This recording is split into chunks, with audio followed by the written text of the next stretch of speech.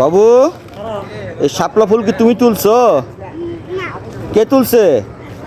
তোমার আব্বু তুলছে? কোন জায়গা থেকে তুলছে? বিলের থেকে তুলছে? আচ্ছা, ঠিক আছে।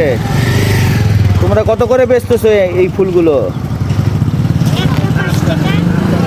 একটা 5 টাকা। আচ্ছা আচ্ছা আচ্ছা আচ্ছা আচ্ছা আচ্ছা। তোমার নাম কি? ওমর ফারুক। তুমি কি প্রতিদিন এখানে বসো? কে বসে? তোমার আব্বু বসে এখানে? তুমিই বসো? আচ্ছা। এই কেমন বেচা কিনা হয় এই ফুল? ভালোই হয়, তাই না?